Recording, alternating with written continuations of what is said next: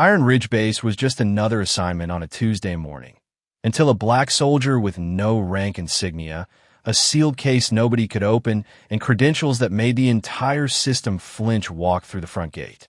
The military police detained him within minutes, stripped his weapon, walked him through the yard in front of everyone, and Captain Briggs, certain he'd caught a threat, locked him in a holding room and threw the full weight of base authority at a man who never once raised his voice. What nobody on that base understood yet, not Briggs, not the colonel, not a single soldier. Just before we get back to it, I'd love to know where you're watching from today, and if you're enjoying these stories, make sure you're subscribed. The Mojave heat was the kind that pressed down on everything, thick, relentless, without mercy. Iron Ridge Base sat in the middle of it all, a maze of concrete and steel baking under a white sky, surrounded by nothing but cracked earth and distant mountains that shimmered like a mirage. Somewhere behind the perimeter fence, generators hummed. Surveillance towers rotated in slow, mechanical arcs. And on a morning that looked like any other, a single military transport vehicle rolled through the outer gate and stopped 60 yards short of the main checkpoint. The man who stepped out was quiet in the way that certain men are quiet, not because they have nothing to say, but because they've learned that silence does more work than words in most rooms. Elijah Carter was in his early 30s, broad-shouldered, with a stillness in his face that made it hard to read him at a distance. He wore standard-issue desert fatigues, no rank insignia visible on his collar or sleeve, just the uniform, broken in from use, and a pair of boots that had clearly seen more than a training field. In his right hand, he carried a sealed black case, roughly the size of a large laptop bag, but noticeably heavier, the kind of case that didn't invite questions. He adjusted the strap once, scanned the checkpoint ahead with unhurried eyes, and walked forward. Iron Ridge was not a routine base on a routine day. Any soldier with half a set of working eyes could see that. The parking area near the command building held vehicles with multi-star plate markings, the kind that didn't appear unless something significant was happening behind closed doors. Personnel moved with that particular brand of urgency that isn't running but isn't walking either, that middle space between controlled and anxious. 2 additional MP units had been posted near the inner gate, which was unusual. Somewhere near the eastern hangar, a group of officers stood in a tight circle around a tablet, speaking in low voices. Elijah noted all of it without reacting to any of it. He reached the main checkpoint and set his case down at his side with the deliberate ease of someone who had done this 100 times before. The MP at the booth, a younger man, early 20s, name tape reading Fuller, looked up, reached for the standard ID scanner, and held it out with the practiced boredom of routine. Elijah placed his credentials against the scanner. The machine beeped. Then it beeped again, then a third time, and the light on top cycled from green to amber to red in the span of 3 seconds. Fuller frowned. He tapped the side of the scanner, the universal soldier method for fixing any piece of technology, and ran the credentials again. Same result. The small screen on the device populated with a line of text that Fuller stared at for a moment longer than he should have. Access restricted, level Omega. Fuller looked up from the screen. Then he looked at Elijah, then back at the screen. He set the scanner down slowly and reached for his radio. The next 4 minutes moved quickly. Sergeant Dale Cole arrived at the checkpoint with 2 additional MPs flanking him and the immediate energy of someone who had been waiting all morning for something to be wrong about. Cole was a compact man with wide shoulders and a jaw that seemed permanently set at an angle of confrontation. He'd been at Iron Ridge for 3 years, long enough to believe he understood the base better than most people who outranked him, and he wore that belief on his face every single day. He looked at Elijah. He looked at the scanner readout. He crossed his arms. "Step to the side," he said. "I'd like to contact command," Elijah said. His voice was level. No strain in it, no irritation. He might have been asking for directions. "You don't get to ask for command," Cole said. He took a step forward, closing the distance to about 2 feet, the kind of distance designed to make a person feel crowded. "You barely get to breathe here until we know what this," he gestured at the scanner, "is actually about. Step to the side." Elijah looked at him for a moment, not with anger, with the particular patience of someone who already knows how this scene ends and is simply waiting for the other person to catch up. "You're making a mistake," he said quietly. Cole's expression didn't change. "Step to the side, or I will put you to the side." Elijah stepped to the side. What happened next was the kind of thing that became a story people told in the mess hall for weeks afterward. Not because it was violent or dramatic, but because of how wrong it felt.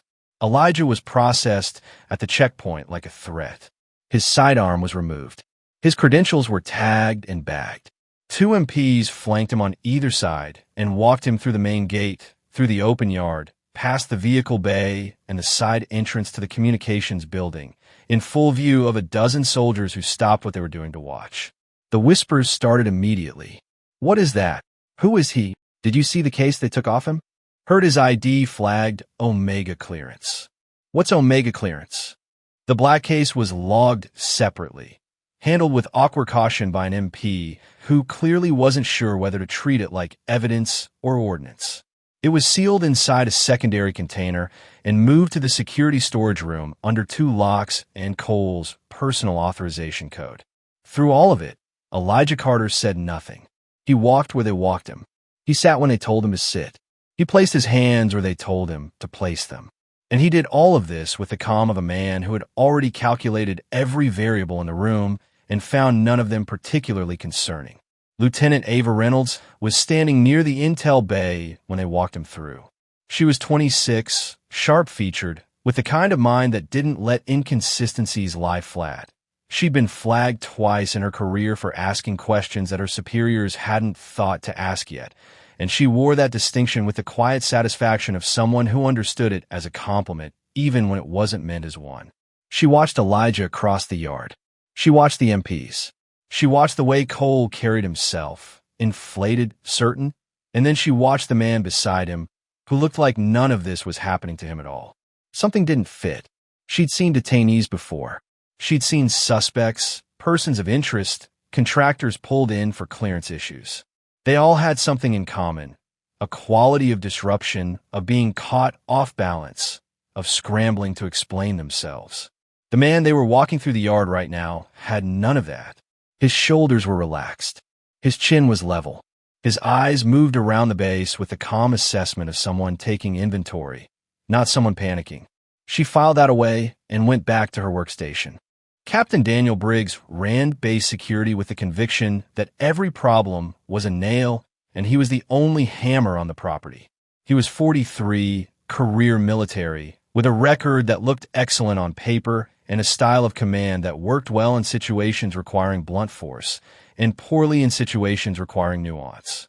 When Cole briefed him on the checkpoint incident, Briggs listened with his hands flat on his desk and his expression already decided. "Omega flag on a credential that has no file attached to it," Cole said. "No record in base personnel. No prior communication to command about an expected arrival. And he's carrying a case with a lock system our guys have never seen." "Where is he now?" "High security holding. Room 3. Briggs stood up. "Good. I'll handle it personally." The holding room was a gray box, concrete walls, 1 table, 2 chairs, a single overhead light that was slightly too bright. Elijah sat in the chair on the far side of the table with his hands resting loosely in front of him. He looked up when Briggs entered, but didn't straighten or shift. He simply watched. Briggs sat across from him, opened a folder that contained the log credentials and the scanner readout, and looked at Elijah for a long moment. "Let's start simple," Briggs said. "Who are you?" "I'd like to speak with your commanding officer," Elijah said. "That's not how this works." "Then I'll wait." Briggs leaned forward. "I've got a credential that flags Omega clearance, a lock case my guys can't open, and no record of you existing anywhere in our system. You understand how that looks?" "I understand exactly how it looks," Elijah said, "which is why I'm asking you to call your commanding officer. Not as a request, as advice." Briggs changed tack. He pushed the folder across the table, pointed to the scanner readout, and walked Elijah through what the Omega flag could mean: tampering, forgery, unauthorized access attempt. He spoke in the methodical cadence of a man who believed that volume and repetition were tools of persuasion. He escalated gradually. His voice rose. He mentioned federal charges. He mentioned black site transfers. He mentioned the word espionage twice, letting it sit in the room each time like he expected it to land hard. Elijah waited through all of it. When Briggs finished, Elijah said, "Call your commanding officer." Now, Briggs stood up from the table and walked to the door. He stopped with his hand on the frame and looked back. "You're going to be here a long time," he said. "You have less than an hour," Elijah replied, "before this becomes your problem." Briggs left. In the security storage room, 2 MPs were doing exactly what they'd been told not to do, attempting to open the black case. The first MP, a young specialist named Webb, had tried the standard bypass tools twice with no result. The case didn't have a visible keyhole or a standard combination interface. What it had was a recessed biometric panel in the upper right corner, flush with the surface, barely visible unless you knew where to look. When Webb pressed his thumb against it out of curiosity, the case didn't open.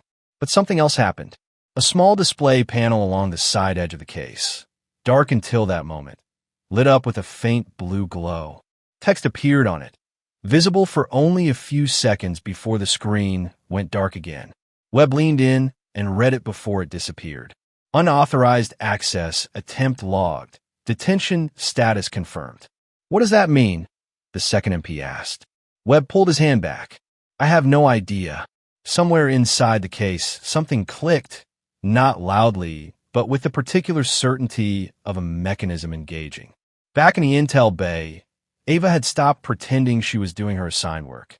She was running a clearance search on the credential ID that had been logged at the checkpoint, using the access level her rank allowed, and then carefully going one layer deeper using an authorization she technically had, but wasn't supposed to use casually. The search returned in under 30 seconds. No file found. She ran it again. Still nothing. She tried cross-referencing the credential string with personnel databases for each of the 5 branches. Nothing. She searched archived records. Nothing. She queried the classified contractor registry that she had to fill out a secondary authorization to access. Nothing. She sat back in her chair. In her experience, people got removed from systems. Records got classified, sealed, buried under layers of authorization requirements. But to not find even a shell, no redacted file, no placeholder entry, no access denied return that would at least confirm a file existed somewhere. That was different. A redacted file meant someone wanted you to know the file existed while keeping the contents from you. No file at all meant something else entirely. It meant the person in that holding room had been deliberately kept outside the architecture of the systems she was looking at. That thought didn't sit easily with her. She pulled up the base activity log for the morning and scrolled back through the checkpoint records. Elijah's arrival had been logged, but when she tried to pull the associated personnel profile that should have auto-populated, the field was blank. Not blank like empty. Blank like there had never been a hook to attach it to. She closed the window, opened it again, and found a fragment, a single encrypted reference, buried in a routing tag that had been attached to the checkpoint flag automatically by the system. The reference was a code string she didn't recognize. She ran it separately. The return was a single line. Phantom Division. Classification. Restricted. She stared at it for a moment. Then she wrote it down by hand on a notepad and closed the tab. In holding room 3, Elijah looked at the wall across from him. The overhead light hummed.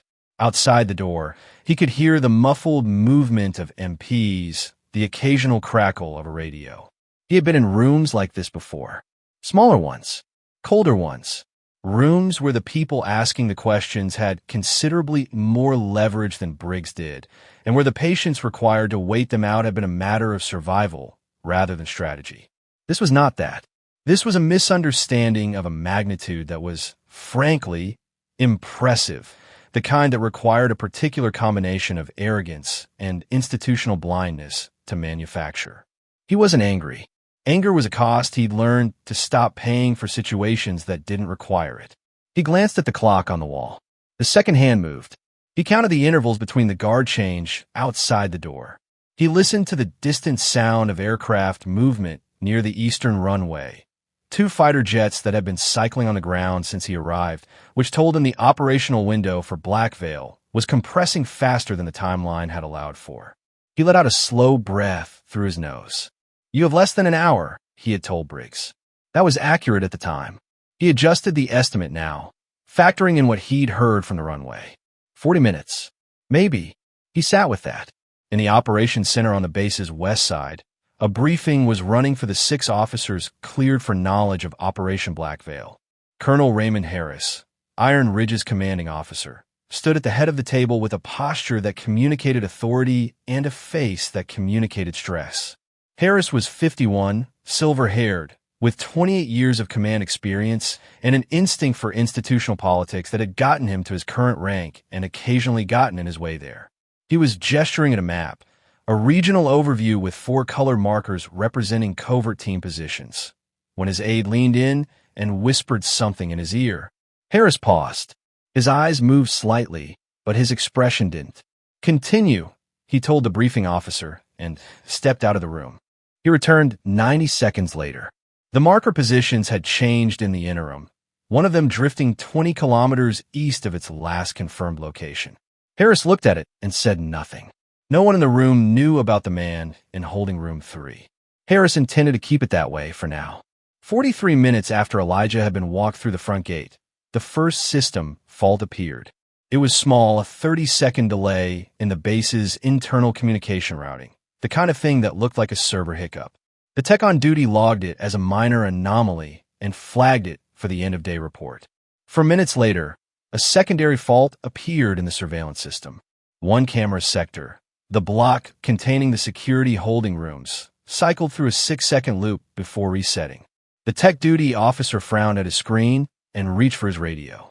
In holding room 3, Elijah looked at the clock. 38 minutes. He looked at the door. "You have less than an hour," he had said. The clock ticked. The second hour at Iron Ridge Base began with the specific kind of quiet that precedes something breaking. Briggs had returned to the holding room once since the first interrogation, this time with 2 MPs standing at the door and a printed sheet of what he described as confirmed inconsistencies in Elijah's situation. He'd gone through them with the satisfaction of a man building a case he believed in, pointing out the absence of records, the unrecognized clearance flag, the case that no one could open, the complete lack of prior communication to base command about any arriving personnel. Elijah had listened to all of it with his hands resting on the table and his eyes steady on Briggs. She pulled up the base communication log for the past 3 hours and ran a filter for any outbound traffic that had been flagged, delayed, or rerouted. The results came back with 4 entries, all within the last 90 minutes. Each one showed a routing tag that matched the Phantom Division string she'd written on her notepad. Someone had been monitoring this base's communications from the moment Elijah was detained. She picked up her notepad and walked toward the security section. The base system's fault that had started as a minor routing delay had, over the course of the second hour, grown into something that the tech duty team was no longer comfortable describing as minor. 3 separate communication channels had experienced lag. The surveillance grid covering the north perimeter had reset twice, and a secondary authentication protocol on the base's command network had activated without any logged trigger, meaning it had been activated from outside. The tech duty officer, a sharp and methodical warrant officer named Grayson, had escalated the issue twice already. The second escalation had reached Briggs, who had told him to document it and continue monitoring. Grayson was now on his 3rd escalation request and had begun composing a summary report with the particular precision of someone who wanted a clear record of what he'd flagged and when. The base's systems weren't failing. They were being watched. That distinction was important, and Grayson put it in the report. At the same moment, in the security storage room, the black case's side panel lit up again. This time it stayed lit. The display read, "Unauthorized attention confirmed. Protocol Delta active." The panel cycled once, and then a soft tone, barely audible like the frequency at the edge of hearing, began to pulse from somewhere inside the case at 10-second intervals.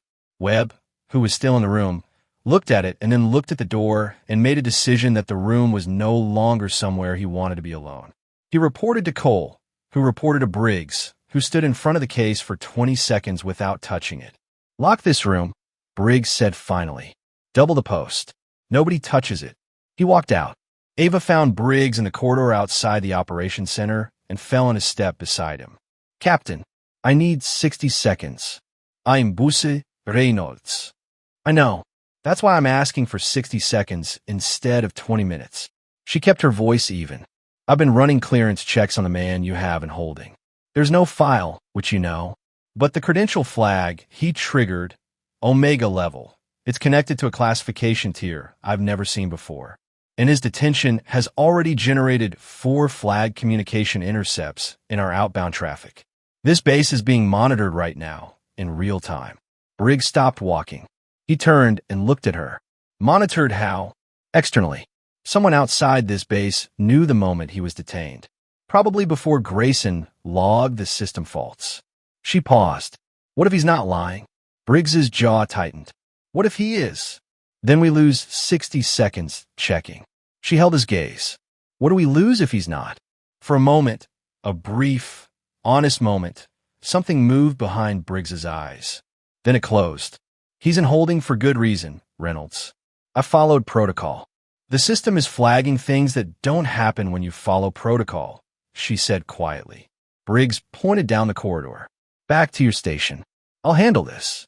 She went, but she didn't go back to her station. She went to the server room.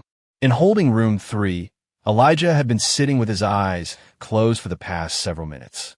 Not sleeping. He didn't sleep in rooms like this. It was a discipline he'd built over years, the ability to rest within a narrow band of alertness, enough to restore something without losing the thread of attention.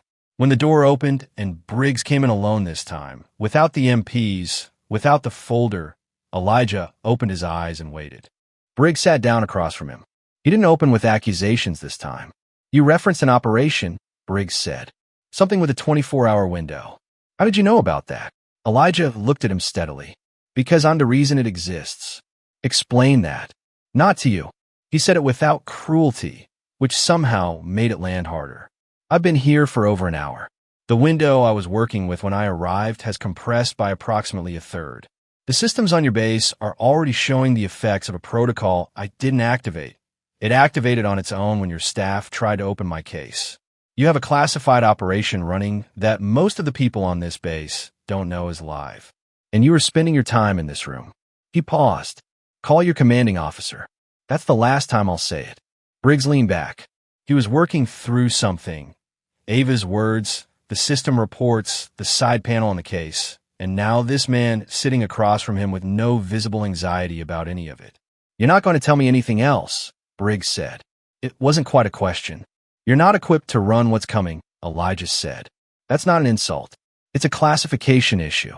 The people who need to be in this conversation aren't in this room. Briggs stood. He left without saying anything. The server room was cold and smelled like electronics and recycled air. Ava worked quickly, pulling logs with the focused efficiency of someone who understood that every minute she spent on this carried a professional risk she decided was worth taking. She went back through the system fault timeline, the routing delays, the surveillance resets, the external authentication trigger, and mapped them against the timeline of Elijah's detention.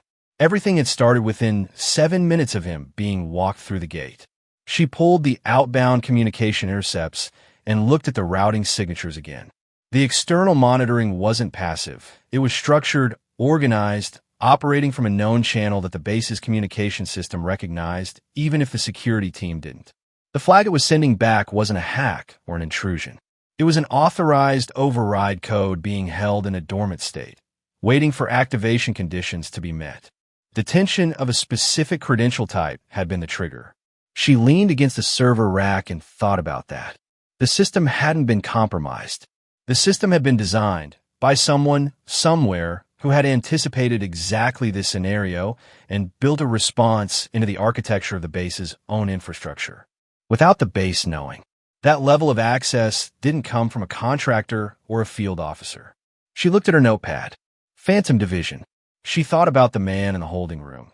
The composure, the patience, the way he had told Briggs, "You're making a mistake," without a single degree of urgency in his voice. Not the effect of a man bluffing. The effect of a man who already knew the outcome and was simply waiting for everyone else to catch up to it. Her radio crackled. Grayson's voice. Reynolds, you near terminal? Base comms just flagged a new fault. It's not a delay this time. Something's trying to route through. She looked at the screen in front of her.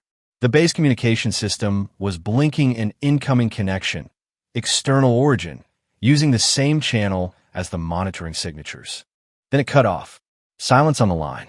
Then, slowly, across every screen in the server room, and, she would later learn, every screen in the operations center and the command building simultaneously, a single line of text appeared. Command override initiated. Standby. She stared at it. In holding room 3, Elijah Carter looked at the clock on the wall, then at the door. 30 minutes, he said to no one. The text on every screen held for 5 seconds. Then it disappeared. But every door lock on the security wing engaged at the same moment, and the sound of them clicking shut, one after another, in sequence, moved through the corridor like a row of dominoes falling, mechanical and inevitable, until the whole section sealed itself, and the lights shifted to the flat amber of emergency secondary power. The base's main communication array went silent, and somewhere above the desert, invisible against the hard blue of the afternoon sky, a satellite adjusted its orientation by a fraction of a degree and began transmitting on a frequency that none of the equipment at Iron Ridge was supposed to be able to receive. Across 6 global command nodes, the same alert populated simultaneously on classified terminals.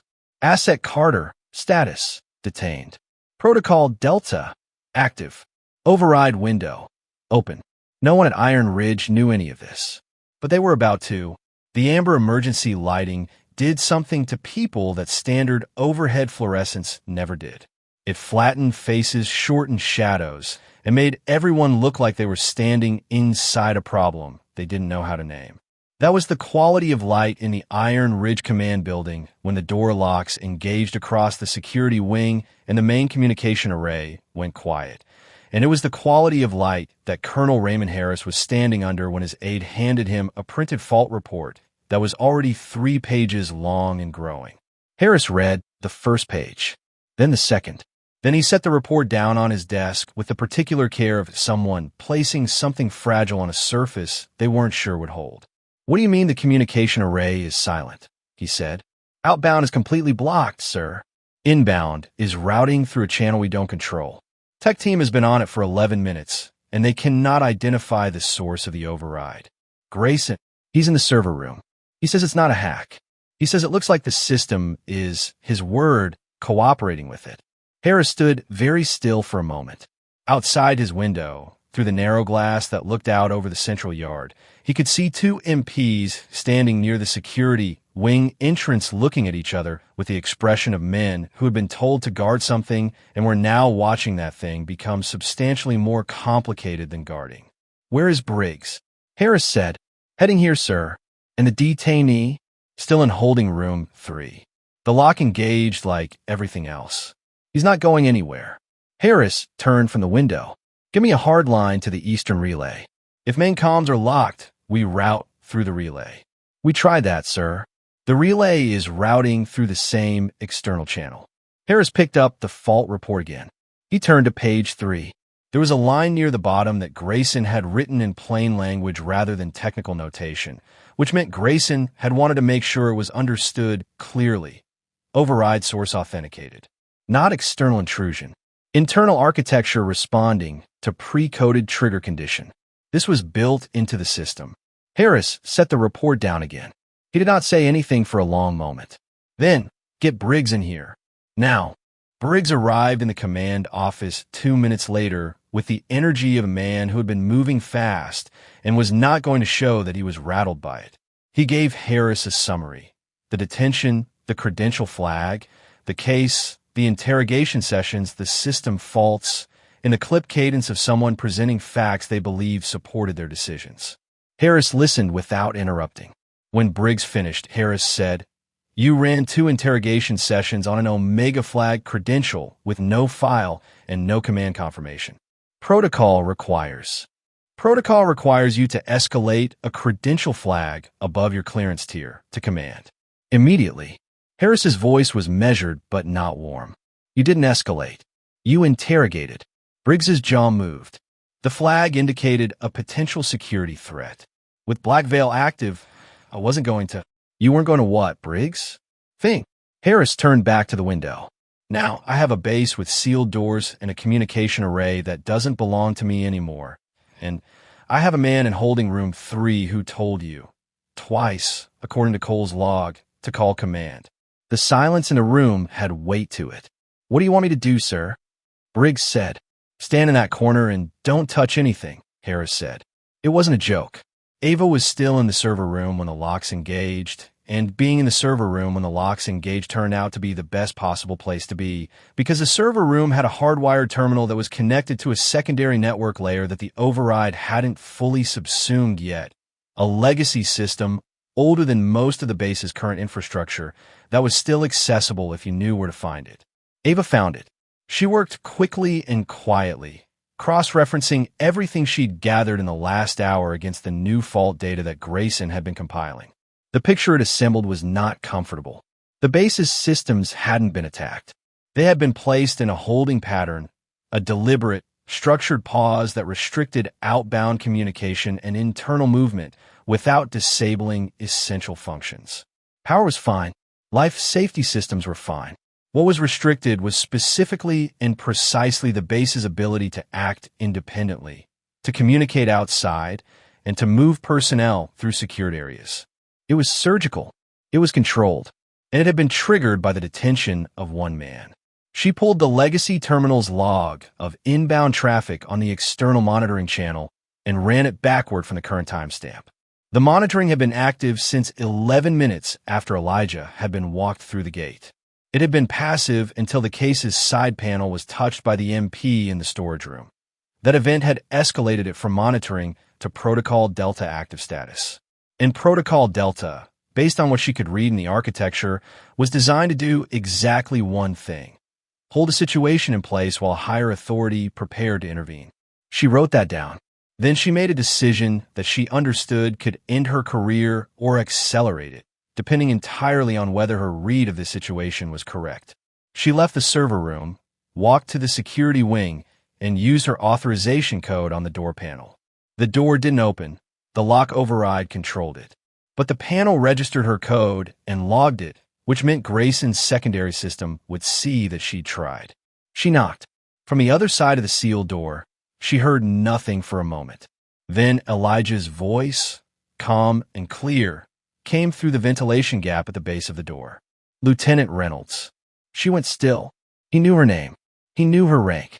He had been in that room for 2 hours with no access to personnel files or internal systems, and he knew her name and rank. Yes, she said. The door won't open from your code right now. The override controls physical access in this section. A brief pause. You've been running the external monitoring channel logs. It wasn't a question. Yes, she said again. What did you find? She looked down the corridor both ways. Empty. Protocol Delta is a containment hold. Not hostile. Designed to freeze a situation for intervention. It was triggered by the case. Correct. The Phantom Division reference. It's above Joint Chiefs level. Also correct. She pressed her hand flat against the door. Who are you? A pause. Longer this time. Someone who was sent here to do a job, Elijah said, and who needs the door open to do it. I can't open it from here. The override goes to Grayson's secondary terminal, the legacy system. You were just there. She turned around and walked back toward the server room at a pace that was not quite a run. Harris was still in his office when the secure phone on his desk rang. Not the standard line, the secure line, the one with the red handset that sat in a locked cradle and was tested quarterly and almost never used. He looked at it for one full ring. Then he picked it up. The voice on the other end was measured and unhurried, the voice of someone accustomed to being listened to carefully. Colonel Harris, release your detainee immediately. Harris straightened. Identify yourself. You don't have clearance for that information over this channel. Release the detainee. I have a man in holding with an unverified credential, no personnel file, and a device that has locked down half my base. I need identification before I act on any order. A brief silence. You have a man in holding, the voice said, who was due at Iron Ridge 6 hours ago for operational command of an active classified mission. Your security team's decision to detain him has created a command gap in that mission. I'm asking you one time, Colonel. Release him. Harris gripped the handset. I need verification of authority before. The line disconnected. Harris set the handset down. He stood there for a moment with his hand still on it. Briggs, from the corner of the room where he'd been standing in strained silence, said, "Who was that?" "I don't know," Harris said. That was the problem. In the server room, Ava found the legacy terminal still live and navigated to the access override panel that Grayson had locked behind a secondary authorization. She used her code. It accepted. She went into the physical access controls for the security wing and found the holding room locks listed individually. Room 3 was flagged with the protocol Delta override, which meant her standard authorization wouldn't release it. But there was a second option, a manual exception protocol for medical or life safety emergencies that bypassed the override lock and logged a justification code. She stared at it for a moment. Using it would generate a record. The record would be reviewed. She would have to explain it. She entered the justification code for medical assessment, technically within her authority as a senior officer, technically stretching the definition of the situation, and authorized the release. Down the corridor, she heard the lock on holding room 3 disengage. She was at the door 30 seconds later. Elijah was already standing when she opened it, the composed, unhurried posture of someone who had expected the door to open at approximately that moment. He looked at her directly. "Good call on a legacy terminal," he said. "You knew about it. I know about most things on this base." She stepped back. He walked out into the corridor, and she fell in a step beside him. "You said you compromised a mission. Tell me what that means." "Walk and talk," he said. "We don't have much time." As they moved through the corridor, he spoke in the efficient cadence of someone relaying a briefing to someone he decided, in the span of about 90 seconds, was capable of receiving it. Black Veil was live. Multiple covert teams across 3 international zones. The command architecture for the operation ran through a single field commander. Him, because the operation sensitivity meant that standard chain-of-command structures would create paper trails that several governments had agreed couldn't exist. The 47-minute command gap created by his detention had pushed one team off script. A target had moved. The operational window was compressing. "What's the case?" she asked. "Command interface. Everything runs through it." "Where is it?" "Security storage. Room 7, second lock." She changed direction. He followed without comment. They were 30 feet from the security storage room when the base erupted. Not with sound. There was no explosion, no alarm, no single dramatic noise. It was more like a pressure change, the kind you feel in the air before something breaks. 3 things happened in rapid succession. Every screen on the base's internal network populated simultaneously with a standby signal. A fighter jet on the eastern runway powered up its engines without a scramble order being issued, and Colonel Harris's office phone rang again, this time on every line at once. Ava stopped in the corridor. Elijah did not stop. "Keep moving," he said. She caught up. They reached security storage, and she used the same medical exception authorization to release the lock. The room was empty. Webb had cleared out after the case's panel activated, and no one had been back. The black case sat on the center table exactly as it had been placed, sealed, the biometric panel dark. Elijah crossed to it, pressed his thumb against the panel, and the case opened with a solid, mechanical release of pressure. Inside, in fitted compartments, 2 encrypted tablets, a compact satellite transceiver, a command interface unit that looked like nothing available through standard military procurement, and a set of earpieces. He took one of the tablets and the transceiver. He handed Ava an earpiece. "Put it in," he said. "You're going to want to hear what happens next." She put it in. He activated the transceiver. Across the base, in every room with a screen, the operations center, the command building, the communications hub, the briefing rooms, the security monitoring station, the standby signal that had populated on the internal network was replaced simultaneously with a live feed. The feed showed a secure conference room.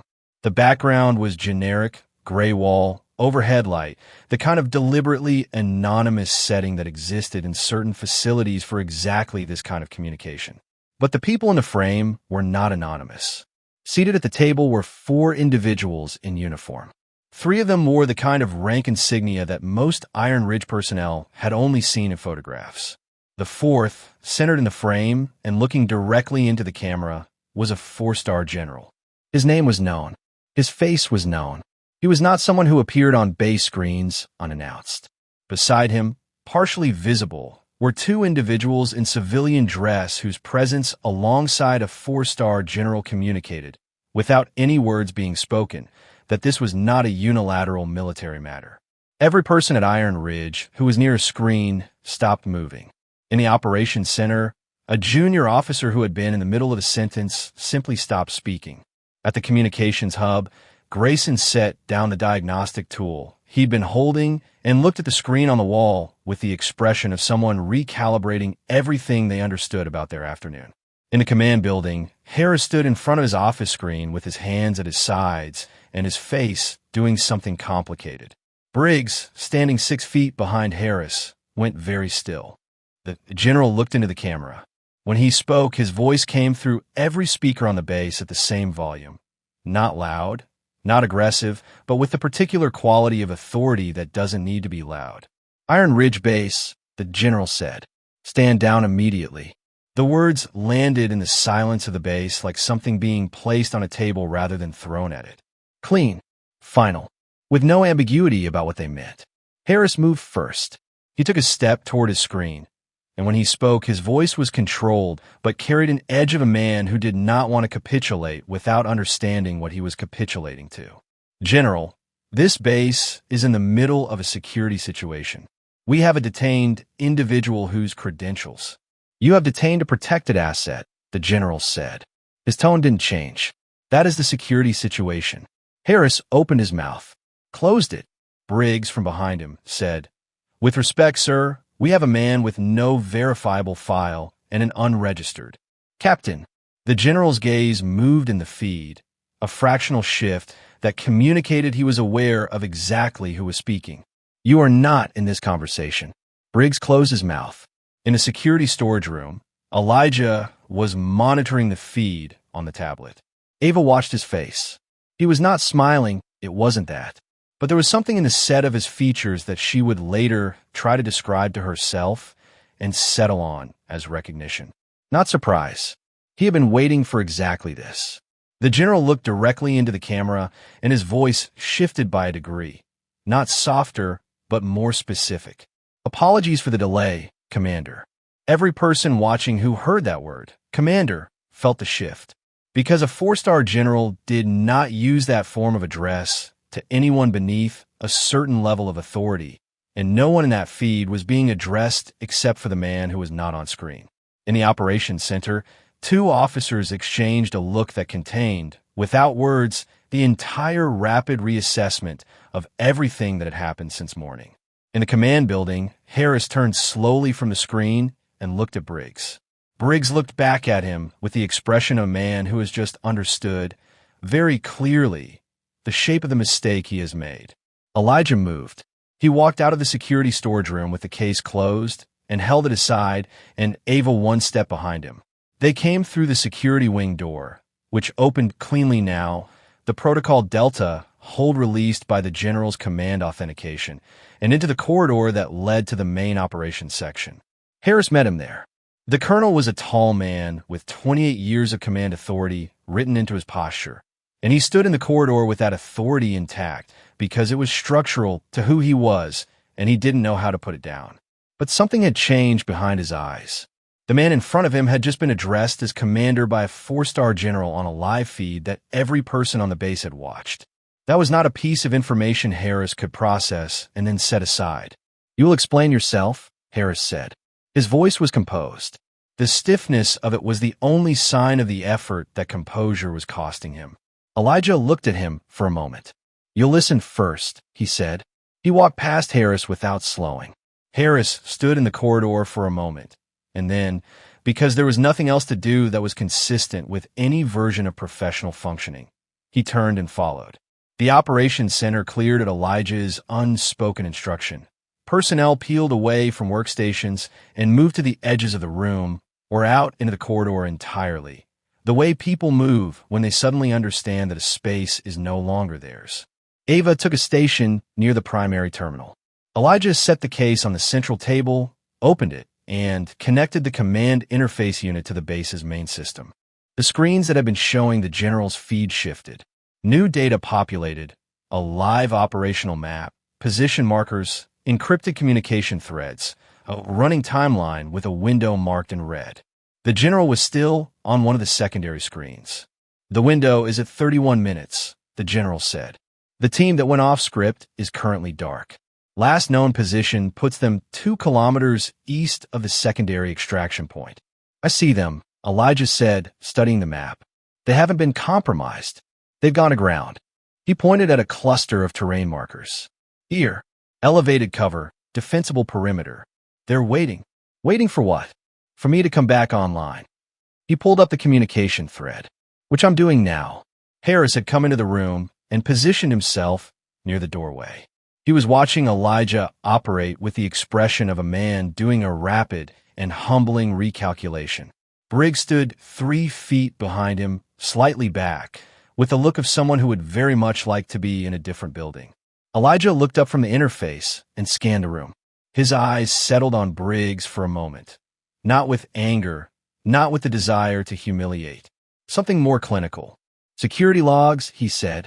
Pull every communication attempt made through the base's main array between 0800 and 1100 hours. Briggs looked at Harris. Harris gave a small nod. Briggs moved to a terminal. Ava was already working. She'd anticipated the request and had the log filtered and displayed before Briggs finished sitting down. Elijah crossed her station, looked at the screen, and moved through the entries with the practiced speed of someone who knew exactly what he was looking for. He found it in under a minute.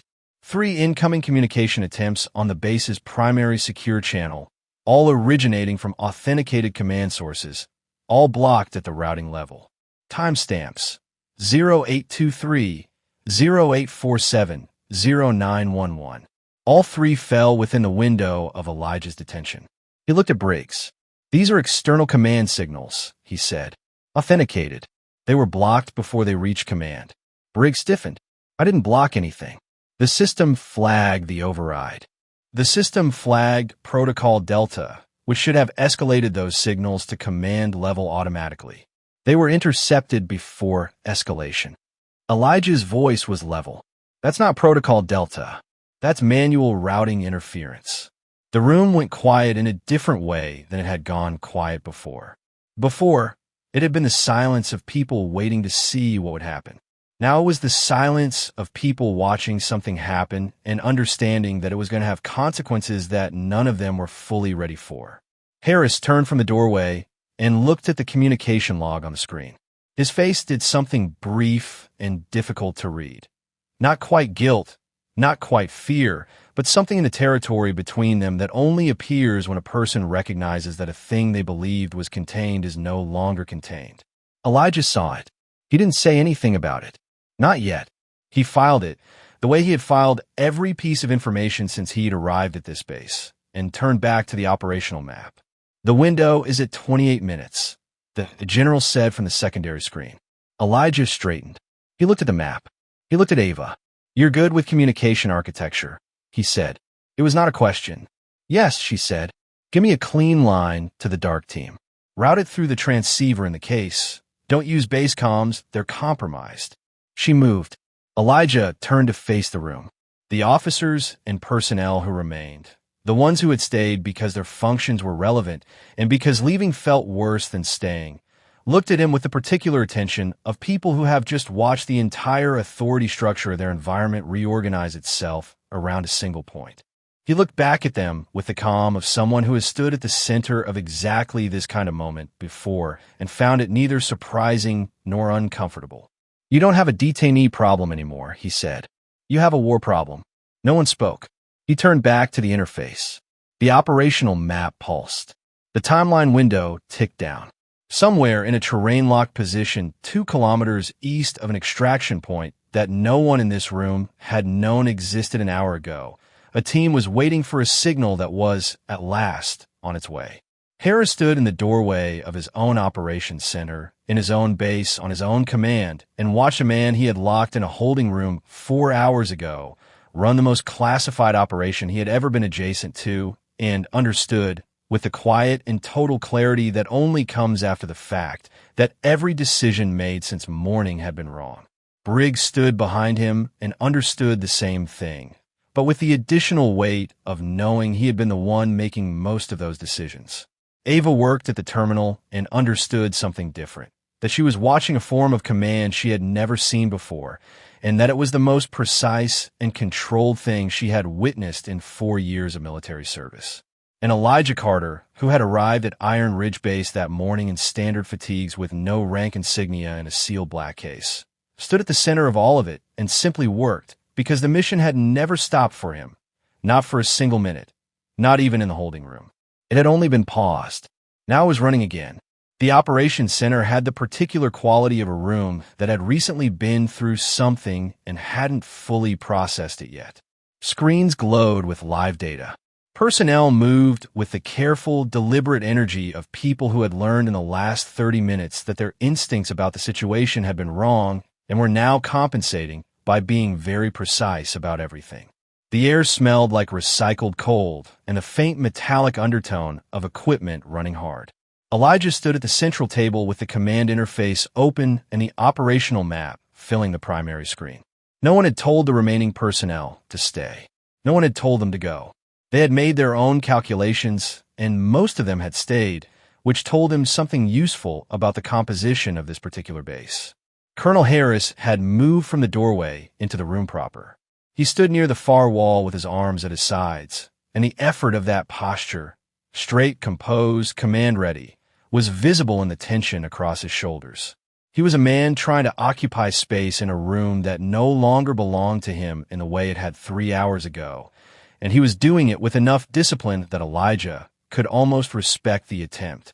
Almost. "You will explain the full scope of this operation," Harris said. His voice had the texture of someone who understood he was no longer giving orders, but had not yet found the vocabulary for what he was doing instead. Elijah looked up from the interface. "You'll listen first," he said. "Then I'll answer the questions that are relevant." Harris's jaw tightened. He said nothing. Elijah turned to the primary screen and pulled up the operational map at full display.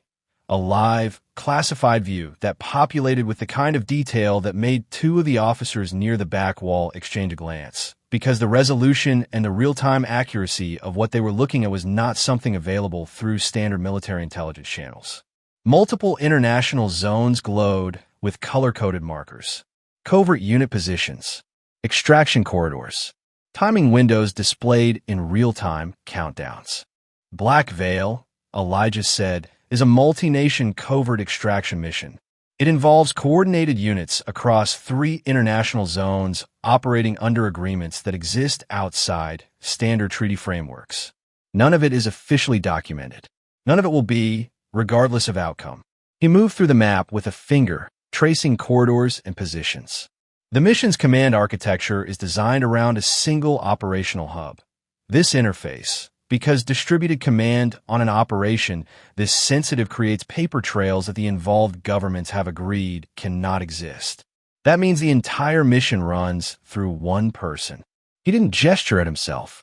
He didn't need to. Ava was at her terminal, cross-referencing the position data on her screen with the map, and she noted the way the room absorbed that information. Not with shock, exactly, but with the gradual, uncomfortable adjustment of people recalibrating the scale of what they were standing in the middle of. The operation has a single critical variable, Elijah continued. A defector. High value. The kind of high value that doesn't get quantified in personnel terms. He brought up a secondary overlay on the map. A separate marker, different color, with a status tag that currently read, position uncertain. This individual has access to nuclear authorization codes for a weapons system that belongs, officially, to no nation currently recognized in any arms treaty. Unofficially, he paused for a fraction of a second. It belongs to 3. The room was completely still. If this defector is taken by hostile forces before extraction is complete, Elijah said, the codes move with them. And the parties who want those codes are not interested in negotiation. Harris looked at the map. Something in his face had changed. The stiffness was still there, but underneath it, something that looked like it might eventually become the recognition of magnitude. Not guilt, not yet, but scale. How long has this been active? Harris said, 72 hours from initial deployment. Elijah looked at him directly. I was due on this base 6 hours before I arrived. The delay was operational, unavoidable. My arrival window was tight. It became tighter when your checkpoint detained me, and it became critical when the command gap hit 47 minutes. He paused. 47 minutes is a long time when a team is waiting for direction in a contested zone. What happened in those 47 minutes? Ava asked from her terminal, not looking up. A strike team went off script. They had a decision point they weren't cleared to make independently, and without command contact, they made it anyway. The target moved. He brought up a position log. The defector is no longer at the primary extraction point. Current location is tracked but unstable. We have a window. It's closing. He looked at the countdown on the map. 24 minutes. We move now, he said. Ava had been working the communication thread for the Dark Team since Elijah had asked her to, routing it through the transceiver rather than base comms, and she had it live in under 4 minutes, a clean, encrypted line that came up on the command interface with a green status indicator. She brought it up without announcing it, and simply turned her screen toward Elijah. He looked at it. He looked at her. Good, he said. It was 2 syllables. It landed like something more. She turned back to her terminal and kept working, pulling satellite imagery of the terrain around the defector's last confirmed position, layering it against topographical data and known hostile movement patterns from the mission's intelligence package. She wasn't doing this, Elijah noticed. He came to her station, looked at what she'd built, and said, "Mark the elevated approach from the northeast. That's the entry corridor if the primary is blocked." She marked it. He moved back to the interface. The dynamic that had formed between them over the past 20 minutes was not something either of them had announced or agreed to. It had simply emerged from the logic of the situation. She was fast, precise, and not waiting to be told what to do, which meant she was useful in the specific way that this moment required. He had adjusted accordingly, including her in the operational flow with the matter-of-fact ease of someone who makes personnel assessments quickly and acts on them without ceremony. It was not lost on the senior officers watching from across the room that a first lieutenant who had spent the morning running unauthorized database queries was now functionally running operational support for the most classified mission any of them had ever been adjacent to. Briggs, watching from near the door, said nothing. He had been saying nothing for a while now, and the nothing had a quality to it. Not sullen, not absent. Processing. Elijah pulled up the security logs on the secondary screen. He moved through them with the same focused efficiency he brought to everything. And when he found what he was looking for, he brought it to the primary display, without preamble. The 3 blocked communication signals from a morning. 0823, 0847, 0911. He turned to the room. These are authenticated external command signals. They arrived through the base's primary secure channel during the window of my detention. He brought up the routing architecture. Protocol Delta, once active, should have automatically escalated all authenticated external signals to command level. That's what it's designed to do. These 3 signals were intercepted before escalation. He let that sit for a moment. That interception required manual access to the base's communication routing at an administrative level. He looked at Briggs. Briggs looked back at him, and the expression on his face was one of a man who had been expecting this, dreading it, maybe, but expecting it, and who now understood that it was here. "I need to be clear," Elijah said. "These signals were not blocked by Protocol Delta. They were not blocked by your checkpoint procedures. They were not blocked by any automated system." Another pause. "They were manually rerouted." "I didn't block anything," Briggs said. His voice was flat, not defensive, something closer to exhausted. "I locked down the detainee area." She didn't say anything. Elijah had given assignments without asking for them to be accepted. He had told a signals officer named Hartwell to run continuous position updates on the defector's tracker. He had told a logistics officer to have a stealth transport ready at the eastern runway within 40 minutes. He had told Ava to maintain the clean communication line to the dark team and flag any position changes in real time. All three had done exactly what he said without hesitation, which was the particular quality of authority that didn't come from rank insignia or institutional position. It came from the clarity and precision of the person giving the instruction, and from the demonstrated fact that the person giving the instruction knew exactly what they were doing. Briggs had been given nothing. He sat near the back of the room and watched. 20 minutes into the reorganized operation, Ava flagged him. "There's something in the data logs," she said. She didn't raise her voice. The motive Elijah had already confirmed in the corridor. The scale of it was larger than he'd initially read. He filed it. He would deal with the full scope of it after the mission. Right now, the mission had a problem that was more immediate than Harris. His earpiece activated. The voice on the clean line to the dark team was controlled, but carrying the specific impression of a person transmitting from a position that had become less secure since the last contact. "Command, this is Dark Element. Position updated. We are at secondary fallback. Threat presence has increased. Estimate 6 to 8 additional hostiles in the outer perimeter. We are still holding but a pause." A sound in the background that resolved into something that was not ambient noise. "We have movement on the eastern approach." Elijah pressed the earpiece. "Hold position. Extraction window is 22 minutes. Do not engage unless contact is unavoidable." "Copy. Holding." He looked at the operational map. The defector's position tracker had shifted a small movement northeast, which matched the dark team's secondary fallback location. They were together, which was good.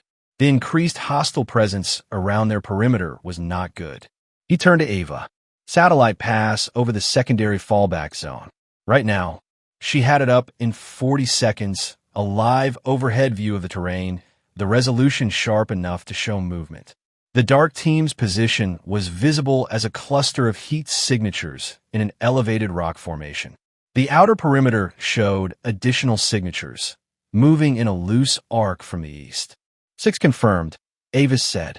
2 more possible western approach. Moving to cut off the extraction corridor, Elijah said. He studied the image for a moment. They're not advancing. They're positioning. They're going to wait for the window to close, Avis said quietly. Yes. He looked at the countdown.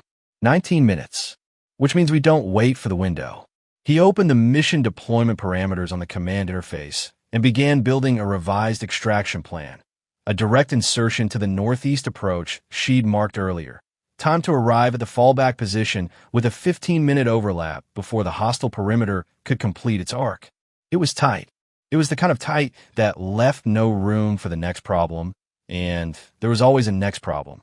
I need the stealth transport ready in 15 minutes, not 40, he said to no one specific. The logistics officer, whose name was Pruitt, said, I'll get it done, and left the room at a pace that was almost a run. Harris, from the secondary terminal, said, What do you need from me? Elijah looked at him.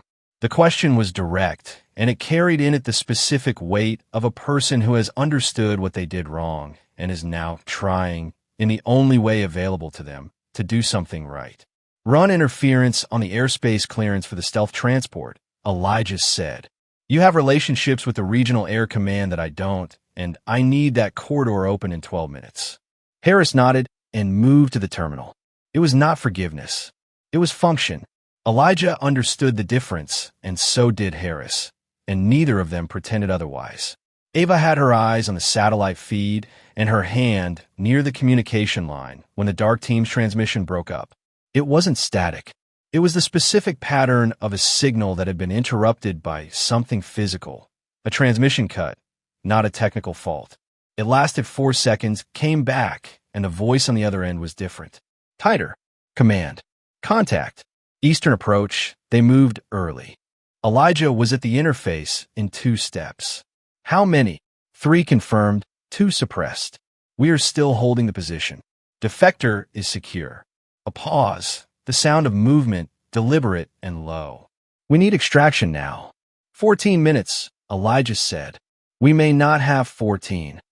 Elijah looked at the satellite feed over Ava's shoulder. The hostile signatures on the eastern approach had broken from their holding positions. 3 of them moving toward the rock formation, the others maintaining the outer arc. The dark team had taken them down to 5 active threats on the eastern side, but the western approach signatures were still in position and still moving. He calculated. He calculated the way he had learned to calculate in rooms considerably more dangerous than this one. Quickly, without the kind of hope that distorts math. "Ava," he said. "I see it," she said. She already had the northeast approach corridor up on a separate screen. If the transport hits the insertion point at the 12-minute mark instead of 15, the team can move to meet it. Cuts the exposure window. Can Pruitt make 12 minutes? She looked at her screen. "Hartwell, get Pruitt on the line." Hartwell patched it. Pruitt's voice came through, slightly breathless. "I'm on the runway. Crew is boarding. What do I need?" 12 minutes, not 15, Ava said. A pause. "I need 11 to do 12 right." "Then do 11, Elijah said. "Copy," Pruitt said, and the line went quiet. Ava turned to look at Elijah.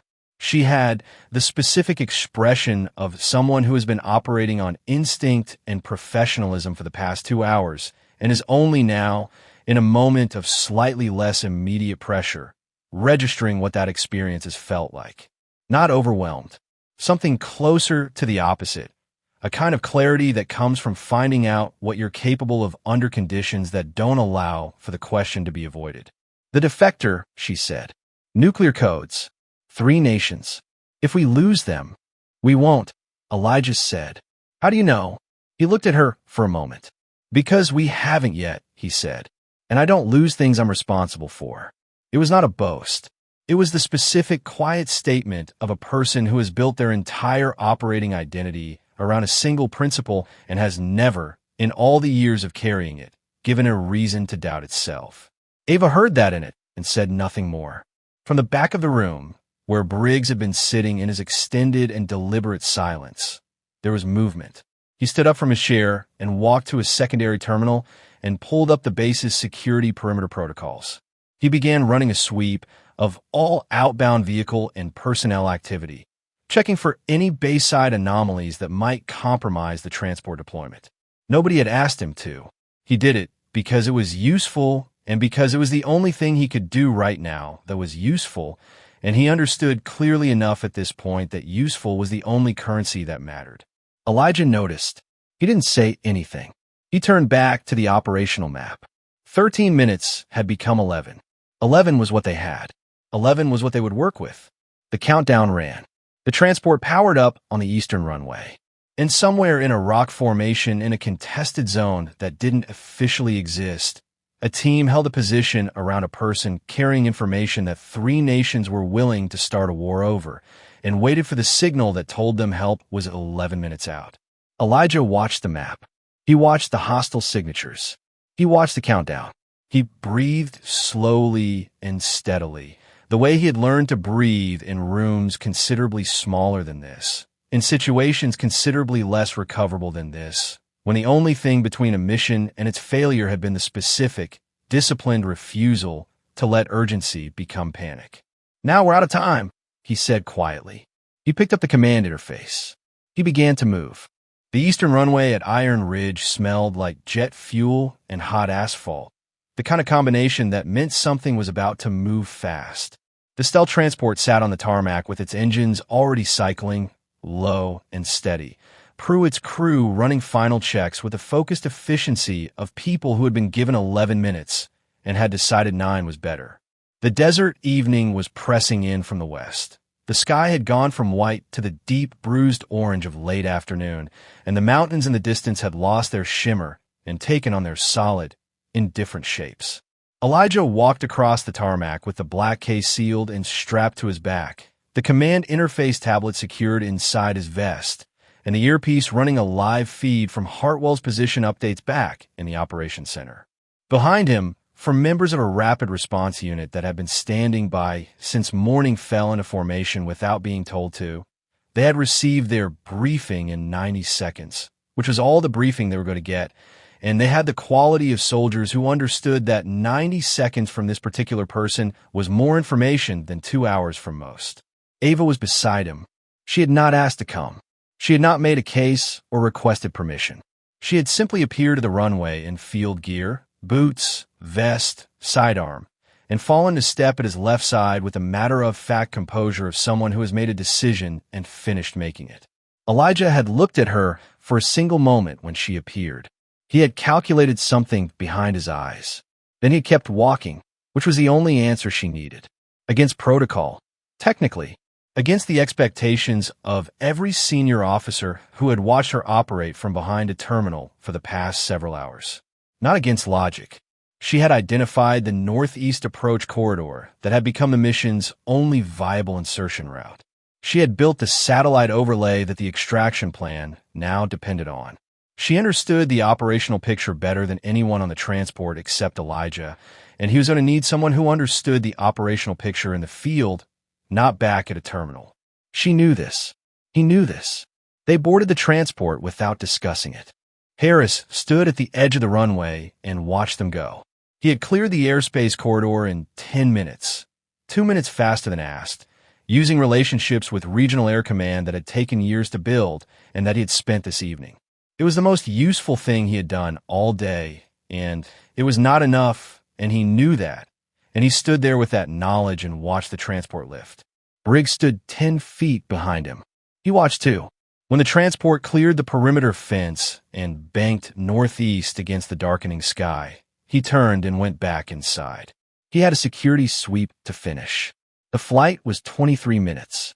Elijah spent the first 8 on the command interface, monitoring the dark team's position and the hostile perimeter. The eastern threat had stabilized. The 3 hostiles the dark team had engaged were down, but the western approach signatures had completed their arc and were now positioned between the fallback point and the primary extraction corridor, which was why they were using the northeast approach, which was why the timing had to be exact.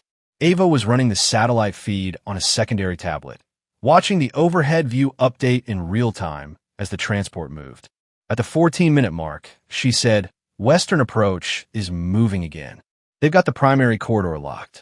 They don't know about the northeast. That's the only thing working in our favor right now," Elijah said. "How many variables do you usually have working in your favor?" He looked up from the interface. A brief pause. "Enough," he said. She looked at the satellite feed. "The hostile count on the western approach is up to 9. That's more than the earlier estimate. I saw it. The team at the fallback is 4 people plus the defector. If the northeast insertion gets compromised, it won't." She looked at him. "You keep saying that. And I keep being right," he said, without heat, without arrogance. Just the flat statement of someone reporting an observable pattern. She turned back to the feed. At the 17-minute mark, Elijah opened the communication line to the dark team. "We are 7 minutes out. Northeast approach, as discussed. Move the package to the upper edge of the formation. We coming above you, not below. Confirm." A pause. Then the team lead's voice, compressed, controlled, with the specific steadiness of someone who has been in a contested position for several hours and is running on discipline and training. "Confirmed. Package is mobile. Upper formation in 4 minutes. Copy," Elijah said. "Keep the line open." The transport banked slightly, adjusting course. Outside the narrow viewport, the terrain below had shifted from flat desert to broken rock country. Irregular formations, deep shadow, the kind of landscape that swallowed movement and made everything uncertain at ground level. Elijah looked out for a moment and then looked back at his interface. 2 minutes, the pilot said over the internal line. The insertion was clean. The northeast approach came in above the rock formation from an angle the western hostile line didn't have visibility on, and the transport held a low hover for 40 seconds while the team moved, Elijah first, then the rapid response unit, then Ava, each of them dropping to the upper ledge of the formation and moving immediately into cover. The defector came next, assisted by 2 members of the dark team, and landed on the ledge with the awkward urgency of a civilian in a situation that had exceeded everything their life had prepared them for. Elijah had the defector's arm before the person had fully found their footing. "You're with me," he said. "Stay close, stay low, don't stop moving." The defector, a lean person in civilian clothes that had seen considerably better days, with the wide, exhausted eyes of someone who had been running for 72 hours, nodded and did not speak. The DAR team's lead came up beside Elijah. Western perimeter is aware of the transport sound. We have maybe 4 minutes before they reorient. Then we need 3, Elijah said. The route out was the same corridor Ava had identified on the satellite overlay. A narrow channel through the upper rock formation that opened onto a flat approach 300 meters out, where the transport would reposition for extraction. 300 meters of broken terrain in failing light, with 9 hostile signatures on the wrong side of a perimeter that was beginning to turn. They moved. The first 2 minutes were clean. Elijah led from the front, pace steady, reading the terrain with the focused attention of someone who had moved through worse than this in conditions that didn't allow for the luxury of satellite imagery or advanced preparation. The defectors stayed close.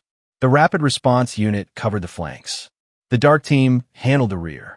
Ava was behind the defector and 2 steps ahead of the rear guard. She was moving well, not with the mechanical precision of someone following a procedure, but with the adaptive, instinctive awareness of someone whose mind was still running operational calculations while her body handled the physical demands. At the 150-meter mark, she grabbed Elijah's arm. "Stop," she said. He stopped. The column stopped. She pointed left. In the rock face beside the corridor, barely visible in the shadow, was a gap. Not on any map, not visible on the satellite overlay because the angle had been wrong. A secondary passage, narrow enough that it would need to be moved through in single file, but cutting directly through a section of terrain that the main corridor had to loop around. It shaved 60 meters off the route and, more importantly, kept them below the ridge line that the Western hostiles were currently using as their reference point for the reorientation sweep. Elijah looked at it. He looked at the countdown in his head. He looked at the gap. "Move," he said. They moved through the gap single file. Elijah first, the defector second, the rest following. It was tight, and it was dark, and one member of the rapid response unit had to turn sideways to clear his shoulders, but they came through at the 240-meter mark instead of the 300, and when they cleared the rock face and came out onto the flat approach, the transport was already repositioning, its landing lights off, running dark and low against the deepening sky. Behind them, from the direction of the western perimeter, they heard movement. Not close, but not distant. "Double time," Elijah said. They ran. The transport touched down for 35 seconds. Everyone boarded. The door sealed. The engines pushed, and the aircraft lifted, banking hard northeast, clearing the terrain with the specific urgency of a machine being asked to do something quickly by someone who was not going to accept slowly as an answer. Below, on the flat approach, hostile signatures arrived at the extraction 0.19 seconds after the transport's wheels left the ground. 19 seconds. Elijah sat in the transport with his eyes closed for a moment. The defector was beside him, breathing hard, hands shaking with the release of sustained fear. The dark team lead was running a head count. Everyone was present. Everyone was intact. Ava sat across from him. She was looking at him with an expression that had been building for hours and had finally settled into something she could name. Not awe. She was too precise for awe. Recognition. The recognition of someone who has watched a thing operate at the full extent of its capability and has understood, clearly and without romanticism, exactly what they were watching. Elijah opened his eyes and found her looking at him. "The gap in the rock," he said. "I wouldn't have seen it from the front." "No," she agreed. "Good call." She nodded. She looked out the viewport at the dark terrain below and said nothing more. She didn't need to. Iron Ridge Base in the morning looked like a place that had decided, overnight, to pretend that the previous day had been ordinary. The generators ran at their standard pitch. Personnel moved through the yard on their normal routes. The checkpoint at the main gate processed vehicles with the routine efficiency of a system that had not, 12 hours ago, been locked down by a command override that no one on base had authorized. But the pretense only held at surface level. Underneath it, in the way people moved and spoke and avoided certain topics in certain rooms, the base carried the specific residue of a day that had changed the reference points of everyone who had been present for it. Some things, once witnessed, don't permit the same relationship with ordinary that existed before. The defector had been transferred within 2 hours of the transport's return. a handoff so quiet and so fast that most of the base never knew it had happened. A vehicle, a team, a route that Elijah had organized from the command interface before the transport had even landed. The nuclear codes were out of hostile reach. The mission was complete. Black Veil was, in every sense that mattered, over. Elijah spent the first hour back at Iron Ridge doing administrative work, the specific, unglamorous paperwork of an operations closeout. Routing confirmations, personnel logs, after-action timestamps. Ava helped without being asked, and together they moved through it with the efficient quiet of people who had been working in close coordination long enough to anticipate each other's next step. When it was done, Elijah closed the command interface, sealed the black case, and sat for a moment in the operations center that had been the center of everything and was now just a room with screens and chairs and the faint smell of hours of sustained effort. Colonel Harris was removed from command quietly. No announcement, no ceremony. His authorization codes were deactivated at 0600, and by 0800 a temporary command structure had been established pending a formal review that would happen at a level significantly above Iron Ridge.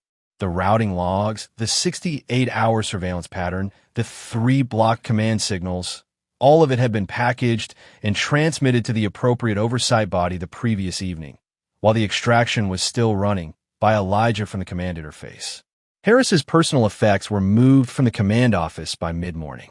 The office sat empty for the rest of the day with the door closed, the way rooms sit empty when they are between one thing and whatever comes next. His career did not survive the review.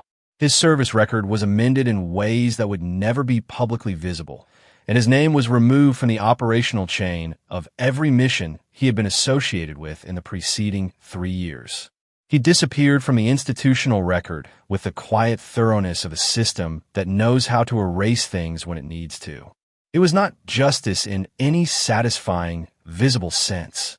It was the kind of consequence that happens in rooms that no one outside them ever hears about, which was, in the world Elijah operated in, the only kind that was available.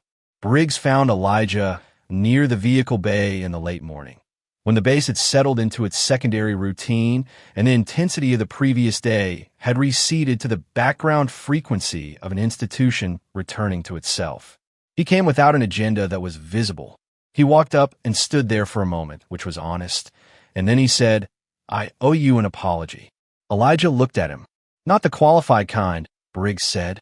"Not the kind where I tell you I followed protocol, and the protocol was wrong, and therefore I was technically correct in some narrow way." He paused. "I made bad calls. I let ego run when I should have escalated. I put the mission at risk because I was more interested in being right than being correct." He held Elijah's gaze through all of it. "I'm sorry." Elijah was quiet for a moment. "I've seen that choice made by better officers than you," he said finally, "in situations with less pressure. You're not the first person who confused confidence with competence in a high-stakes moment." A pause. "You won't be the last." Briggs absorbed that. "Is that forgiveness?" Its context, Elijah said. "Forgiveness is yours to decide you need or don't need. That's not my job." He looked at Briggs steadily. "Next time someone hands you something you don't recognize, something that doesn't fit your map of how things work, listen before you act. The thing you don't recognize isn't automatically a threat." Briggs nodded. He stayed a moment longer, as if there were more to say, and then concluded that there wasn't, and left. Elijah watched him go. He didn't call after him. There was nothing left to add. Ava's promotion came through in the early afternoon.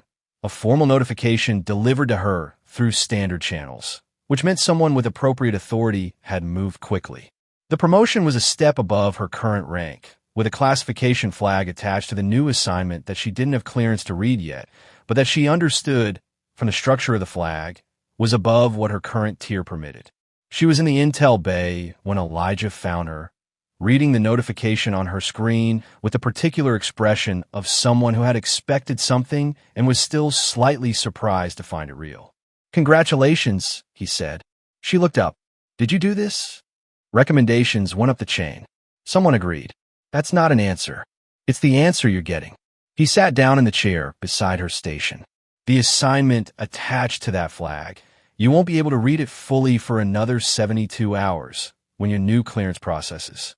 But it puts you in a structure where you'll be operational, not just analytical. She looked at the notification, then at him. Is it Phantom Division? He looked at her for a moment. That's not something I can confirm or deny from a chair in the intel bay of Iron Ridge Base. But you're not denying it. I said I'm not confirming or denying it. A small pause. She almost smiled. Understood. He stood. She watched him and then asked the question she had been holding since the transport, since the rock formation, since the corridor outside the operations center, where he had confronted Harris with the cold precision of someone who had never needed volume to be powerful. Who are you, really? He stood for a moment at the edge of her station, and this time he didn't deflect it or redirect it or give her the operational non-answer that she'd learned to recognize. He looked at her with the direct, unguarded clarity of someone who has decided that a particular person has earned a particular truth. I built it, he said. Phantom Division. The architecture, the operational structure, the clearance framework, the command protocols that override every chain you've ever worked inside. 12 years ago, I spent 18 months writing a proposal that no one with conventional institutional authority would ever have approved, and submitted it to the 4 people on the planet who had the authority to approve it without institutional oversight. A pause. They approved it. Ava was still. I built it because the systems that existed were creating the problems they were supposed to prevent. Political chains of command, documentation requirements, institutional accountability structures. They're necessary for governance. They're catastrophic for certain categories of crisis. The kind where the acknowledgement of a problem is itself a trigger for the problem getting worse. He looked at her steadily. Phantom Division exists to operate in that space. To fix the things that governments can't publicly admit are broken. To prevent the wars that never appear in any history because they never started. Ava thought about that. About the defector.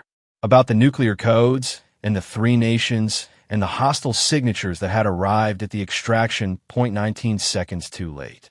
About the 47-minute command gap that had come within a margin she didn't want to calculate of becoming something that could not have been recovered from. Does it work? She asked. You came home last night, Elijah said.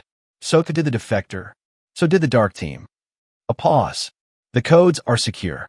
The war that almost started, the one none of the people who almost started it will ever know almost started, didn't. He picked up the black case. That's the metric. He left Iron Ridge in the early evening, when the desert light had gone gold and the base had fully settled back into its rhythms. No ceremony, no formation, no official acknowledgement of what had happened or who had made it possible, which was consistent with every operational closeout in Phantom Division's history and with Elijah's explicit preference for all of them. He walked through the central yard with the black case at his side, past the checkpoint where Sergeant Cole was on duty and did not make eye contact with the man he had told 12 hours ago, "You barely get to breathe here." Past the vehicle bay where Briggs had offered his apology. Past the intel bay where Ava was already reading the background documentation for her new assignment. At the main gate, he paused. Not from sentiment. Sentiment was not an operating currency in his line of work. He paused because his encrypted device had activated in his vest pocket the specific vibration pattern of a priority alert on the classified channel. He took it out. Read the screen. A new alert. A new designation. Coordinates, a brief operational summary. A threat assessment that put the situation in a tier that required immediate attention and a particular kind of operative to provide it. He looked at it for a moment, the way he looked at all of it, with the steady, unhurried attention of someone who has never found a reason to look away from the things that other people can't look at. Then he put the device back in his pocket and walked through the gate. The transport aircraft waiting on the outer pad was a different one than the previous night, smaller, faster, built for distance rather than insertion. The crew was already aboard. The engines were warm. The door was open. He climbed in. The door closed. Through the small porthole, as the aircraft began to move, the lights of Iron Ridge Base receded. The checkpoint lights, the runway lights, the steady pulse of the communications tower that had, 12 hours ago, been running someone else's signals. Just lights now. Just a base in a desert, going about its evening. Elijah turned away from the porthole. He opened the encrypted device again and began reading the full alert. Somewhere ahead of him, in a situation that had not yet become a crisis, but was moving toward one with the specific momentum of things that don't stop on their own, something needed to be done that the official record would never show. He was already thinking about how to do it. The aircraft lifted, banked east, and was absorbed by the darkening sky. The last light on its tail blinked twice and disappeared. Some soldiers fight wars. Others make sure they never begin. If the most powerful person in the room is the one nobody sees coming, what does that say about the assumptions we make before we even ask a question? If this story made you think, hit like and subscribe. There's more where that came from.